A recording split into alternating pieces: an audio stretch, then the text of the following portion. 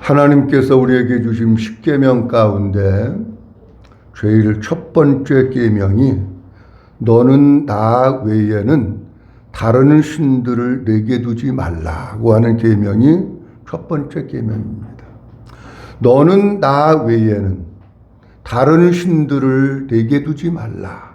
이 말씀은 어떤 의미가 있느냐고 하면 하나님과 우리 사이에 또 하나님 앞에 내가 하나님을 섬기는 내 앞에 그 하나님을 사랑하고 하나님과 가까워지고 하나님을 섬기는 데 있어서 어떤 장애물이라든지 걸림돌이라든지 걸리적거리는 것이 있으면 안 된다는 겁니다. 하나님과 우리 사이에는 아무것도 없어야 된다고 하는 것을 우리에게 말씀하고 있습니다. 이 말씀은 다시 얘기하면 하나님과 우리 사이에 우리가 하나님을 섬기는 데 있어서는 수많은 장애물들이 있고 걸림돌이 있다고 하는 것을 우리에게 말씀하고 있는 겁니다. 3절 말씀에 보니까 너는 나 외에는 무엇을? 다른 신들을, 다른 신이 아니고 다른 신들을 내게 두지 말라. 그러니까 하나님과 우리 사이를 가로막는 걸림돌 장애물이 많이 있는데 무엇을 통해서 알 수 있냐면 다른 신들을, 그 말씀을 보니까 장애물이 엄청 많구나. 걸림돌이 엄청 많구나. 그런데 다른 신들 걸림돌은 크게 두 가지로 보여지는데 하나는 가시적인 거, 하나는 비가시적인 거. 다시 말씀드리면 하나는 사람 눈에 보이는 우상, 가시적인 거. 하나는 비가시적이지만 눈에 보이지 않지만 하나님을 사랑하고 가까이 섬기는 데 있어서 걸림돌이 되는 우리 마음, 우리 생각 속에 있는 것들이 많습니다. 여러분, 전 세계에는 우상을 섬기는 나라들이 많습니다. 물론 우리나라에도 우상이 많습니다. 이웃나라 가까운 일본, 저는 가보지는 못했습니다만은 사람들 얘기를 들어보니까 일본에는 3만 귀신이 있다는 거예요. 일본은 나라 전체가 귀신 천지가 일본이요. 예, 3만 귀신. 아니, 사도 바울도 복음을 전하다가 가서 보니까 우상이 쫙 있는데 우상마다 이름이 다 있는 거예요. 그런데 한 곳에 갔더니 이름이 없는 신이 있어. 이름이 없는 신. 그러니까 여러분, 이 세상에는 얼마나 우상들이 많은지 모릅니다. 그리고 또 다른 한쪽으로는 비가시적인 거, 우리의 내면 속에서 하나님을 가로막고 있는 것들도 많이 있습니다.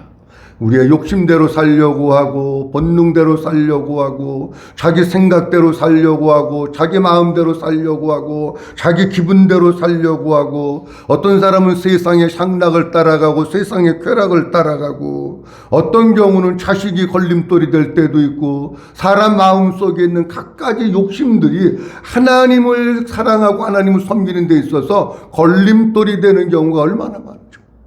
그 중에서 우리가 많이 있지만 빼놓을 수 없는 것이 뭐냐고 하면 사람 마음속에 내재하고 하는 욕심이라고 하는 걸림돌, 욕심이라고 하는 장애물이 얼마나 큰 역할을 하는지 모릅니다. 세상에 대한 욕심, 돈에 대한 욕심, 육신에 대한 욕심, 자식에 대한 욕심. 그래서 자식을 하나님의 뜻대로 키우는 게 아니라 너는 공부 열심히 해서 의사 되어야 된다, 판사 되어야 된다, 검사 되어야 된다, 변호사 되어야 된다. 이게 다 뭡니까? 자식에 대한 욕심이에요. 얼마나 많은지 몰라요. 물질에 대한 욕심도 사람 마음속에는 한이 없습니다. 여러분, 물질에 대한 욕심이 없는 사람이 이 세상에 아무도 없습니다. 여러분들에게 예를 들어서 나는 한 달에 500만 원 있으면 좋게, 근데 500만 원 있어 보면 만족하나요? 아닙니다, 여러분. 700만 원은 그래도 있어야 문화생활도 하고 여가활동도 할 수 있어. 그리고 또 그 욕심이 또 늘어나는 거예요. 700만 원 있으면 만족합니까? 아닙니다. 1000만 원 있어야 그래도 살 수 있어. 욕심이라는 게 한이 없는 거예요. 우리 마음 가운데 욕심이 있다고 하는 얘기는 다른 의미로 얘기하면 이런 얘기입니다. 하나님으로 만족하지 못한다는 얘기입니다. 다시 말씀드립니다. 주님으로 만족하면서 살아야 되는데 욕심이 있다고 하는 것은 뭐냐고 하면 주님으로 만족하지 못하는 불만족이 우리 마음 가운데 있다고 하는 것을 말씀하고 있는 겁니다. 지난주에 제가 십계명 첫 번째 계명을 통해서 두 가지 말씀드렸는데 너는 나 외에 다른 신들을 내게 두지 말라고 하는 이 말씀이 갖고 있는 의미 가운데 하나는 하나님과 하나 되어 살라고 하는 것. 하나님과 우리 주님과 하나 되어 살라고 하는 겁니다. 그 다음에 또 하나는 주님으로 만족하며 살라고 하는 겁니다. 우리가 주님으로 만족하면서 살면은 뭐 욕심 부릴 게 없잖아요. 그냥 내 안에 주님이 계시고 주님이 내 안에 계시니까 아니 뭐 욕심 부리면서 살 게 없는 거예요. 초막이나 궁궐이나 내 주 예수 모신 곳이 그 어디나 하늘나라 날마다 천국을 누리면서 사는데 뭐 욕심을 부리면서 그 욕심 때문에 아웅다웅 물질 때문에 돈 때문에 하나님도 버리고 뭘 그러고 삽니까? 그런 사람들은 거의 100% 그 마음 가운데 예수님이 없습니다. 거의 100% 예수님으로 만족하지 못하는 사람들이 그 욕심 때문에 위에서 그걸 가지고 살기 때문에 하나님과의 걸림돌이 되는 겁니다. 오늘은 십계명에 대한 첫 번째 계명이 십계명 10가지 계명을 전부 떠받치고 있는 주춧돌이다. 지난주에 그런 말씀을 드렸습니다. 여러분 첫 번째 계명만 여러분들이 이게 이런 의미로구나 하는 게 마음속에 소화가 되고 깨달아지고 믿어지면은요 두 번째 계명서부터 10번째 계명까지는 저절로 내가 애쓰지 않아도 주님이 지켜주게 해주시는 거예요. 믿어주시면 아멘. 첫 번째 계명이 중요한 거예요. 주춧돌을 잘라야지 집을 잘 짓지. 주춧돌이 그냥 현찮고 나가지고 2년도 안 살았는데 집이 무너져 버리면 그거 끝나는 거예요. 그래서 첫 번째 계명이 너무 중요한 겁니다. 오늘 두 가지 말씀드리려고 그러는데 하나는 오직 주님만 바라보라는 것입니다. 한번 따라합니다. 오직 주님만 바라보라는 것입니다. 첫 번째 계명, 너는 나 외에 다른 신들을 내게 두지 말라. 이 말씀이 갖고 있는 의미가 뭘까 하는 겁니다. 여러분 운동 경기를 하는 사람에 있어서 경기장에서 가져야 될 가장 중요한 정신력, 정신 자세는 집중력입니다. 여러분 선수들이 경기장에 나서 경기를 하다가 한순간에 멘탈이 붕괴가 돼요. 멘탈이 붕괴가 돼가지고 집중력을 잃어버리게 되면 자기가 가지고 있는 실력이 100이라고 볼 때에 100이라고 하는 실력을 다 발휘하지 못합니다. 어떻게 되느냐? 60이나 70 정도 실력을 발휘하고 그리고 제 등수도 차지하지 못하고 탈락해 버리는 거예요. 그런데 비록 조금 사람이기 때문에 실수는 할 수 있어요. 그런데 다시금 집중력을 가지고 마음을 가다듬고 자기 경기에 집중한다고 할 것 같으면은 생각밖에 좋은 결과를 가져올 수도 있다 하는 겁니다.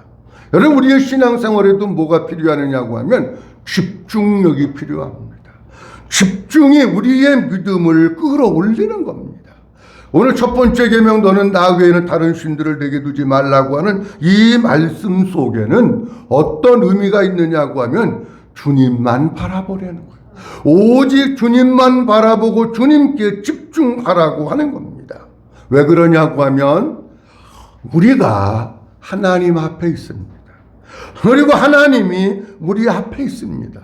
그럼 당연히 누구만 바라보게 됩니까? 하나님만 아니 우리 앞에 하나님이 계시고 내가 하나님 앞에 있다면 당연히 누굴 바라보냐고요. 주님 바라보고 하나님 바라볼 수밖에 없는 것입니다. 쉽게 예를 들어서 말씀드립니다. 방이 하나입니다. 결혼을 했는데 신혼방을 꾸몄는데 방이 하나입니다. 제가 그랬습니다.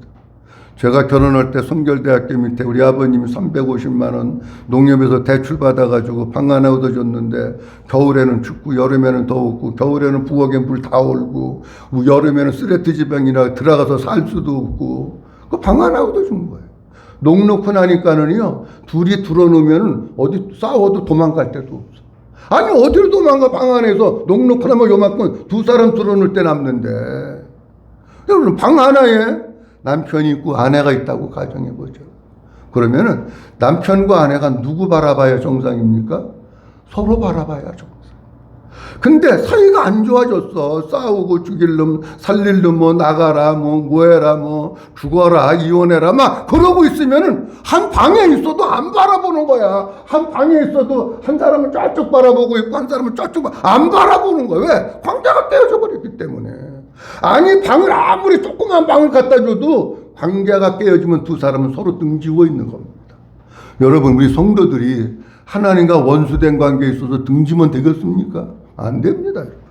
우리가 하나님이 있고 내가 있다고 할 거면 당연히 바라볼 분이 하나님밖에 없어. 바라볼 분이 주님밖에 없어. 그러니까 우리가 주님만 바라보며 사는 것이 당연한 것이고, 우리가 영적으로 사는 길은 어디에 있느냐? 주님 바라볼 때 그 주님이 우리를 살려주시고, 그 주님이 우리를 이끌어주시고, 그 주님이 우리를 붙잡아 주시는 줄로 믿으시기 바랍니다. 잠언 4장 21절 말씀에 그것을 내 눈에서 떠나지 말게 하며 내 마음속에 지켜라. 내 눈에서 떠나지 말게 하며. 잠언 4장 25절에서 27절 말씀에 볼 것 같으면 이렇게 말씀하고 있습니다.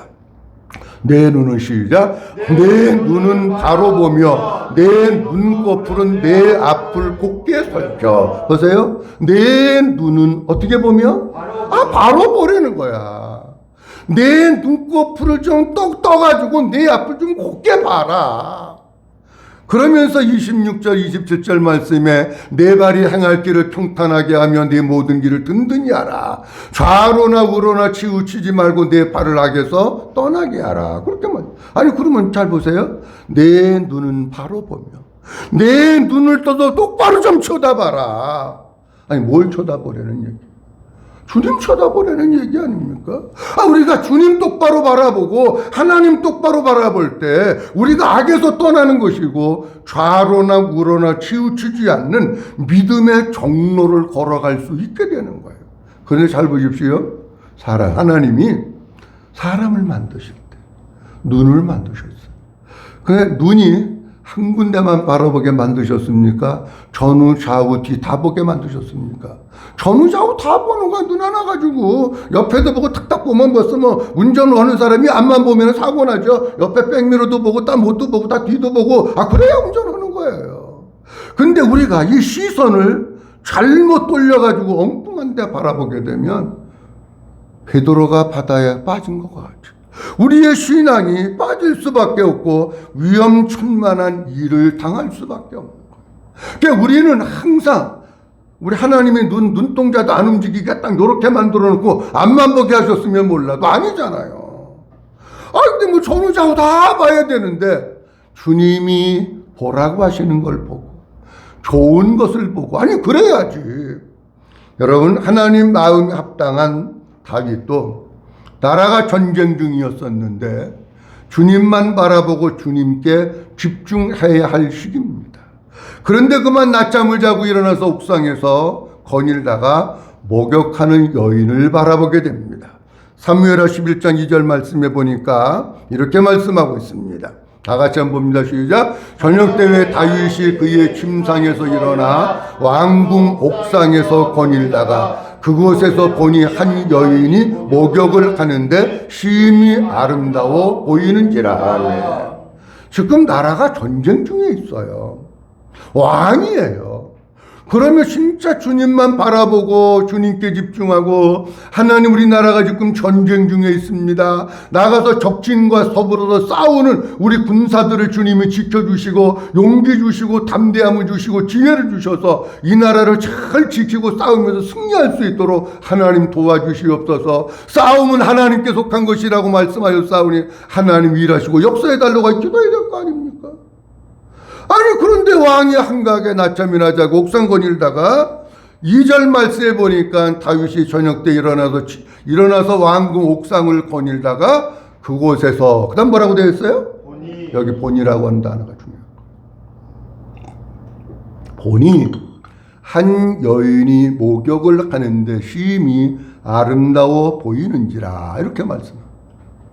본이라고 하는 단어는 어떤 의미를 가지고 있느냐고 하면 주목해서 보다, 집중해서 보다, 즐기면서 보다, 그런 뜻입니다.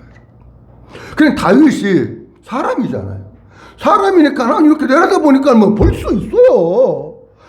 내가 거기 보려고 그런 게 아니라 내려다보니까 볼 수는 있는데, 그게 만약에 눈에 들어서 내가 보면 안 되지, 그러고 돌아섰어야 되는 거 아닙니까? 근데 여기 집중해서 본다, 주목해서 본다, 즐기면서 본다, 그게 문법이 어떻게 되냐면 능동태, 다윗 자신이 스스로 그거를 보기로 결심을. 안 물러서고 싶은 마음이 없는 거야.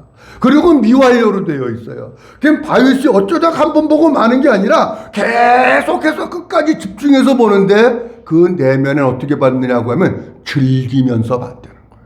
즐기면서. 여러분 그러다가 보니까 이 여인을 결국은 데리고 오라고 해가지고 간음죄를 범하고 그리고 아들을 낳는데 아들이 또 죽고 이런 불상사가 가정에 온 거 아닙니까? 여러분 우리 예수 믿는 사람들 눈도 하나님이 여러분들의 눈을 통제하지는 않아요. 통제하지 않아요. 여러분들이 진짜 봐야 될 것을 주님이 관심 있는 그곳에 주님이 보라고 하는 그곳 신앙적으로 유익되는 그곳을 봐야지 우리의 눈 가지고 신앙적으로 하나도 유익이 되지 않는 것도 보는 사람들도 얼마나 많은 거예요. 요즘은 시대가 청소년들 뭐 핸드폰 갖고 있지 컴퓨터 갖고 있지 하다가 뭐 이상한 거 막 보고 그러다가 엄마가 문 열고 들어오면 금방 화면 확 바꿔버리면 공부 열심히 하는 줄로 알고 있지. 열심히 하긴 뭘 열심히 해요. 험한 짓거리 하는 애들도 많아. 다 그런 건 아니지만 많아요 진짜. 여러분들이 생각하는 것 이상으로 우리의 자녀들은 죄악된 세상에 노출되어 가지고 그걸 눈으로 보면서 즐기면서 사는 애들도 상당히 많이 있다라고 하는 겁니다. 하나님께서 아담과 하와가 에덴 동산에 지어주시고 거기서 정말 천국을 누리고 맛보면서 살도록 하시고 아담과 하와가 거기서 천국을 누리면서 사는 비결은 다른 거 없어요. 하나님만 바라보면 되는 거예요. 하나님만 바라보고 주님께 집중하면 에덴의 축복을 누리게 되는데 사탄의 유혹을 받아서 뭘 바라봤느냐? 선악과를 바라보게 되고 그 선악과를 결국은 따먹어서 에덴 동산에서 쫓겨나게 되는 거예요. 바라본다고 하는 것은 나를 끌고 가는 힘이 있고 내가 무엇을 바라보느냐에 따라서 그 바라봄이 나를 만들고 있는 거예요.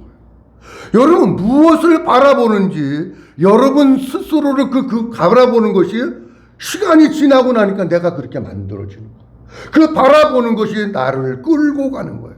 근데 성경 말씀에는요 바라본다고 하는 의미가 크게 두 가지 의미가 있는데 하나는 어떤 의미가 있느냐고 하면 그냥 넓은 곳을 두루두루 바라보는 게 있어요. 하나님께서 아브라함에게 조카 롯과 헤어지고 난 뒤에 이렇게 말씀하십니다. 너는 동서남북을 바라보라 그러잖아요. 그 동서남북을 바라보는 것은 넓게 동서남북을 두루두루 바라보라고 하는 얘기예요. 그런데 한 곳을 집중해서 바라보라고 말씀하시는 경우가 있어요. 언제 그랬느냐고 하면 이스라엘 백성들이 광야 생활을 하다가 너무 고통스럽고 힘들어서 하나님께 원망하고 불평을 합니다. 하나님께서 불뱀을 보내가지고 이스라엘 백성들을 원망하고 불평하는 사람들을 물게 하십니다. 그러니까 사람들이 불뱀에 물려가 계속해서 막 죽고 가니까 모세가 하나님 앞에 기도합니다. 하나님, 이 백성들이 죽어가고 있는데 어떻게 해야 됩니까? 살려주세요. 백성들도 막 이때에 하나님께서 이렇게 말씀하십니다. 민수기 21장 8절과 9절 말씀에 보면 이렇게 말씀. 여호와께서 시작. 여호와께서 모세에게 이르시되 불뱀을 만들어 장대 위에 매달아라. 물린 자마다 그것을 잘 보세요. 물린 자마다 그것을 뭐 하면 살아요? 보면. 한번 따라합니다. 보면 살리라. 뭐 하면 산다고요? 보면 사는 거예요. 9절 말씀이 이렇게 말씀합니다. 모세가 시작. 모세가 놋뱀을 만들어 장대 위에 다니 뱀에게 물린 자마다 놋뱀을 쳐다본즉 모두 살더라. 한번 따라합니다. 쳐다본즉 모두 살더라. 한 번 더 합니다. 쳐다본즉 모두 살더라. 그러면 안 쳐다본 사람 살았다는 거 안 살았다는 거예요? 안 살았다는 거예요. 쳐다본즉 사는 거예요. 보면 산다고. 근데 여기에 본다고 하는 뜻이 어떤 뜻이냐고 하면은요, 집중해서 바라보는, 집중해서. 주목해서 바라보는 거예요. 예수님만, 놋뱀만 주목하고 집중해서 바라볼 때에 하나님의 말씀에 순종한 그들을 하나님께서 죽음 가운데서 살려주신 거예요. 근데 요한복음에 와서 예수님은 이렇게 말씀하십니다. 모세가 광야에서 노뱀을 든 것이 뭐냐고 하면 예수님 자신이 십자가에 못 박혀 죽으신 것이라고 말씀을 합니다. 그러면 이 얘기는 노뱀을 바라보려는 얘기가 아니고 뭘 바라보려는 얘기예요? 예수님 바라보려는 얘기예요. 예수님을 집중해서 바라보며, 그리고 그 집중해서 바라보고 그 예수님을 믿으며 이스라엘 백성이 죽음에서 생명으로 옮겼듯이 그 우리가 주님을 바라보고 주님을 붙들고 주님을 믿으며 그 주님이 우리를 사망에서 생명으로 옮겨주시는 줄로 믿으시기 바랍니다. 그게 믿음이에요. 히브리서 12장 2절 말씀에 믿음의 주여 또 온전케 하시는 예수를 바라보자 말씀하고 있고요. 누가복음 9장에도 소리가 그침에 오직 예수만 보이더라 이렇게 말씀하고 있어요. 한번 따라합니다. 오직 예수만 보이더라. 오직 누구만 보여요? 예수만 보이는 거예요. 변화산에 올라가셨을 때에 베드로와 야고보와 요한을 데리고 올라가셨는데 예수님 모세와 일리야로 더불어서 회담을 하시고, 그리고 하늘에서 하나님의 음성이 들리는 거예요. 이는 내 기뻐하는 자고 이는 내 사랑하는 자니 너희는 저의 말을 들으라고 말씀을 하시는데, 조금 있다가 보니까 모세도 엘리야도 다 없어진 거예요. 누구만 보였다고요? 예수만 보이고. 근데 더우셔서 그런가? 누구만 보였다고요? 예. 더우면 에어컨 좀 내려드릴까? 20도로? 더우셔서 막 그러시는 것 같아. 누구만 보였다고요? 예수만 보였다. 여러분, 주님만 바라보고, 십계명의 첫 번째 계명 그거예요. 세상 바라보지 말고 어떤 일이 있어도 힘들고 어렵든지 좋은 일이 있든지 기쁜 일이 있든지 어떤 순간에 우리가 맞이하든지 간에 주님만 바라보면서 사는 성도들 될 수 있기를 주님의 이름으로 축원합니다. 두 번째로는 하나님 앞에서 살라는 것입니다.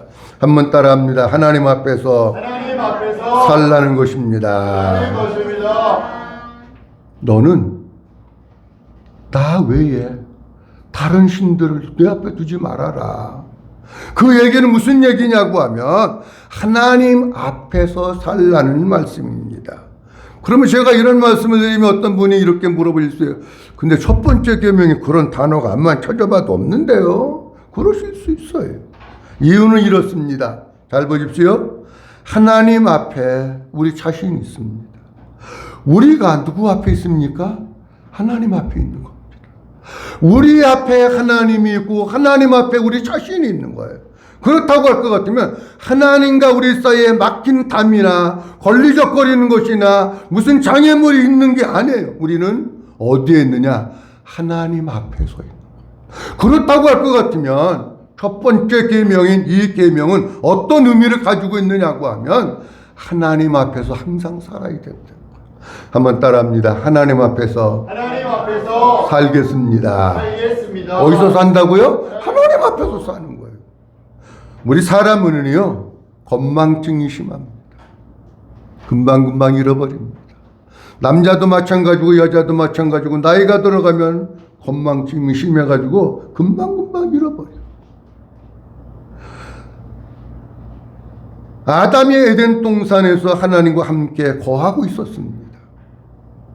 근데 왜 어떻게 해서 선악과를 따먹었을까요? 그 이유는 하나님과 함께 거기 있고 하나님 앞에서 살고 있었다는 영적 의식, 신전 의식이 아담에게 없었던 거예요. 내가 지금 하나님과 함께 살고 있지, 여기에 주인은 하나님이시지, 내가 하나님 앞에서 살고 있고 하나님이 다 보고 계시지, 이 영적 의식, 신전 의식이 없었기 때문에 하나님 어디 갔나? 그러니까 따먹는 거예요. 그냥. 여러분, 우리가 신앙생활을 진짜 바로 하기 위해서 정말 중요한 것은 뭐냐고 하면, 여러분들이 어디에 있든지 간에 무엇을 하든지 간에 직장생활하든지 가정생활하든지 미팅을 하든지 아니면 회식 자리에 있든지 여행을 하든지 어디 있든지 간에 우리의 내면과 의식 속에 항상 무슨 의식을 가지고 살아야 되느냐고 하면, 한번 따라합니다. 나는 하나님 앞에 서 있습니다. 하나님 앞에 서 있습니다. 믿어주시면 하면 이게 분명해야 됩니다. 그 사람이 하나님 앞에서 바른 믿음의 삶을 사는 겁니다. 하나님 앞에 살고 있다고 하는 의식 자체가 없으니까 교회 나가면 죄 짓고 교회 안 하면 엄한 짓거리 하고 교회 안 하면 쓸데없는 이러고 그러는 거예요. 아니 하나님 앞에 사는데 어떻게 우리가 세상에 나가서 어둠 가운데 있고 죄악 가운데 있고 마귀가 좋아하는 삶을 살아갈 수가 있느냐고요. 그게 없는 거예요. 하나님 앞에서 산다고 하는 의식이 없는 거예요. 하나님 앞에서 살고 하나님과 함께 살고 주님만 바라보면서 살 때에 주님과 하나 되어서 거룩한 그리스도인의 삶을 살아가는 겁니다. 아브라함이 99세 때에 여호와께서 아브라함에게 나타나셔서 이렇게 말씀을 하십니다. 창세기 17장 1절 말씀에 보면 아브라함 시작. 아브라함이 99세 때 여호와께서 아브라함에게 나타나서 그에게 이르시되 나는 전능한 하나님이라 너는 내 앞에서 행하여 완전하라. 아멘. 잘 보세요. 아브라함이 몇 살 때라고요? 99살 때예요. 하나님이 나타나셔서 말씀하십니다. 나는 전능한 하나님이다.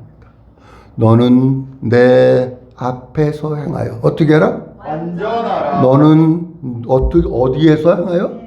내 앞에서 행하여 완전하라. 그러면 이런 얘기입니다. 하나님께서 갈대우르에서 75세의 아브라함을 불러내었습니다. 그리고 99세가 됐을 때까지 하나님께서 아브라함의 삶의 모습을 쭉 관찰하시고 쭉 지켜보신 거예요. 그리고 지금 아브라함에 대해서 평가를 쓴 거예요. 평가를 쓰셨는데 어떻게 썼느냐고 하면 너는 내 앞에서 행하여 완전하라. 그렇게 쓰신 거예요. 이 말씀은 이런 얘기입니다. 아브라함이 지금까지 하나님 앞에서 행하여 완전하게 살았다는 얘기입니까? 아닙니다. 또 다른 얘기로 하면 이런 얘기입니다. 아브라함이 하나님 앞에서 살았다는 얘기입니까? 사람 앞에서 살았다는 얘기입니까? 사람 앞에서 살았다는 얘기입니다. 요때가 언제냐고 하면 이때입니다. 아브라함이 86세에 인간적인 수단과 방법을 동원해 가지고 사라의 몸종인 하가를 통해서 이스마엘을 낳았을 때가 86세예요. 근데 오늘 몇 세라고요? 아브라함이 몇 년 동안 기간이 있는 거예요? 13년 동안의 공백이 하나님은 침묵하고 계셨던 거예요. 왜 아브라함은 하나님 앞에서 완전하게 행하지 못하고 사람 앞에서 사람을 의식하면서 살았을까? 가나안 땅에 아브라함이 들어가 가지고 하나님이 나에게 분명히 하늘의 별과 같이 바닷가의 모래와 같이 많은 자식들을 준다고 그랬는데 왜 안 주시나? 그런데 가나안 땅 사람들이 왜 아브라함 당신은 왜 어떻게 해서 애들도 없어 자식도 못 낳아? 이런 거 물어보는 거예요. 저 사람들이 무슨 얘기만 하면 나 애기 못 낳는다고 수근수근 거리는구나. 누구 자꾸 의식하게 되느냐고 하면 가나안 사람들이 자꾸 의식하게 되는 거야. 그러니까 마음속에 하나님 애기는 언제 주실래나 그러다가 인간적인 수단과 방법을 써가지고 사라의 몸종 하가를 통해 애기 낳는데 이게 하나님 앞에 완전한 게 아니고 하나님 앞에서 산 게 아니고 사람 앞에서 산 거라는 거예요. 그러니까 하나님은 침묵의 기간을 13년 동안이나 지키고 계시면서 보시다가 결국 뭐라고 말씀하시고 있느냐고 하면 아브라함아 이제 너 사람 앞에서 살지 마. 사람 의식하면서 사람이 수근수근거리고 사람이 말하는 거 거기 너무 매이지 마. 그냥 내 앞에서 살아. 내 앞에서 나만 바라보고 살아.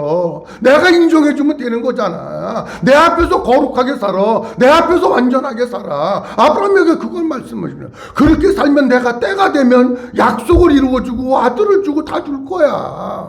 이 얘기예요 여러분. 우리가 어떻게 살아야 되느냐. 하나님 앞에서 살아야 돼.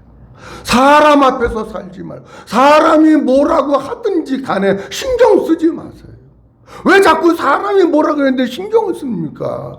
하나님이 사람은 다 박수 치고 좋다 그러고 잘했어 너무 잘했어 그러는데 하나님 보시니까 그거 아니야. 그 박수 받을 일 아니야 그거. 네가 잘못하고 있는 거야. 그런다면 그게 무슨 의미가 있는 겁니까 여러분? 근데 우리는 자꾸 누구를 의식하면서 사느냐고 하면 사람을 의식하면서 사는 거예요. 우리 사랑하는 성도님들 진짜 우리가 하나님 앞에서 믿음의 사람으로 살려고 하면 어떻게 살아야 되느냐고 하면 하나님 앞에서 내가 살고 있다고 하는 신전의식, 영적 의식을 가지고 살아야 그리스도의 신부로 거룩한 삶을 사는 거예요. 날마다 하나님 앞에서 사는 성도이 될 수 있기를 주님의 이름으로 축원합니다. 시편 33편 15절 말씀에 보면 우리 주님이 이렇게 말씀을 하십니다. 그는 그들 모두의 마음을 지으시며 그들이 시작 그들이 하는 일을 그와 같이 지는이로다. 그는 그들 모두의 뭘 지으셨어요? 마음을 지으셨어요. 그들이 하는 일을 어떻게 하셔요? 굽어 살펴. 하나님께서 여러분들이 하는 모든 것들을 다 보고 계시는 거예요. 그러니까 성경에는 불꽃 같은 눈으로 살펴보신다고 말씀하시고요. 성경에 이러한 표현들이 얼마나 많은지 몰라요. 예배 시간에 예배를 잘 드리고 있는지, 예배 시간에 주무시고 계신지 그것도 다 봐. 그렇지 않습니까, 여러분? 모든 것들을 다 굽어 살펴보시는 거야. 하나님 앞에서 여러분들이 어떤 삶을 살아가고 있는지 다 보시는 거예요. 시편 139편 7절에서 말씀해 보면 시편 기자가 이렇게 고백합니다. 다 같이 봅니다. 시작. 내가 주의 영을 떠나 어디로 가며 주의 앞에서 어디로 피하리이까. 내가 하늘에 올라갈지라도 거기 계시며 스올에 내 자리를 펼지라도 거기 계시나이다. 내가 새벽 날개를 치며 바다 끝에 가서 거주할지라도 거기서도 주의 손이 나를 인도하시며 주의 오른손이 나를 붙드시리이다. 아멘.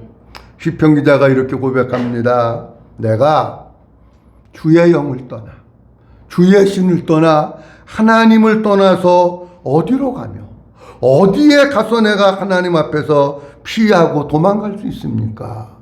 도망가고 싶을 때 사람이 죄 많이 지면은요 숨고 싶고 도망가고 싶은 거예요. 내가 하늘에 올라갈지라도 하나님이 어디 계셔요? 네? 거기가 어디야? 하늘에 계신 거야. 수월에 내려갈지라도 내려가서 거기에서 자리를 펴고 담요 깔고 누우려고 그랬더니 하나님이 수월에도 계시고, 새벽 날개를 치고 저 바다 끝에 가서 거주하려고 무인도에 가서 텐트 쳤더니 하나님이 거기 또 계시고, 아니 하나님 안 계신 데가 없는 거야. 아니 새벽에 도망가도 있고 무인도 가도 있고 바다 끝에 가도 있고 수월에도 있고 하늘 꼭대기 가도 있고 하나님 안 계신 데가 없는 거야. 거기서도 주의 손이 나를 인도하시고 주의 오른손이 나를 붙드시리이다. 다 같이 아멘. 여러분, 우리는 도망갈 수 없어요. 요나가 배 타고 도망간다고 도망가집니까? 못 도망가는 거예요. 거기서도 하나님이 계셔. 못 도망가. 우리가 하나님의 낯을 피해서 도망가가지고 무슨 내 맘대로 육신의 쾌락을 누리면서 살아봐야지. 아니, 그것도 안 되는 거예요. 거기도 하나님 계시다니까. 우리 성도들이 진짜 하나님의 생명을 가지고 진짜 내 안에 그리스도가 계셔서 그분과 함께 사는 삶이 어떤 삶이냐고 할 것 같으면 그것은 코람데오, 하나님 앞에서 사는 삶입니다. 자, 오늘 십계명 첫 번째 계명 가운데 너는 나 외에는 다른 신들을 내게 두지 말라. 이 말씀이 의미하는 내용이 뭔가에 대해서 두 가지 말씀드렸습니다. 하나는 뭐냐고 하면 오직 주님만 바라보라고 하는 거예요. 한번 따라합니다. 오직 주님만 바라보라. 그 다음에 또 하나는 하나님 앞에서 살려는 거예요. 한번 따라합니다. 하나님 앞에서 살겠습니다. 우리 모든 성도들이 힘든 일이 있든지 좋은 일이 있든지 고난 가운데 있든지 아니면 기쁨 가운데 있든지 어떤 환경에서든지 오직 주님만 바라보고 하나님의 낯을 피해서 인간의 수단과 방법으로 죄지면서 살려고 하지 말고 하나님 앞에서 하나님을 의식하면서 하나님 앞에서 거룩하게 살아가는 우리 모든 성도들이 될 수 있기를 주님의 이름으로 축원합니다. 기도하겠습니다. 전능하신 아버지 하나님 은혜를 감사합니다. 8월 첫 번째 질 우리에게 주시고 하나님 우리에게 주신 십계명 첫 번째 계명 가운데 하나님께서 우리에게 주시는 말씀이 무엇인지 오늘도 우리에게 말씀해 주시는 것을 감사합니다. 하나님 오직 주님만 바라보고 오직 하나님만 바라보라고 말씀하십니다. 하나님과 우리 사이에 걸림돌이 없으니 내가 하나님 앞에 있고 하나님이 내 앞에 있으니 주님만 바라볼 수밖에 없습니다. 하나님 세상 바라보지 말게 하옵소서. 주님만 바라보고 주님으로 살게 하시고 주님께 집중하게 하옵소서. 하나님 앞에서 사는 저희들 되게 하옵소서. 하나님 사람 앞에서 사람 인식하고 의식하면서 살지 말게 하시고 우리의 모든 것들을 간섭하시고 살펴보시는 하나님 앞에서 그리스도의 신부로 거룩하게 주님을 사랑하면서 주님으로 사는 우리 모든 성도들 되도록 축복해 주시옵소서. 모든 영광 아버지께 올려드리옵고 주 예수 그리스도의 이름으로 기도하옵나이다. 아멘.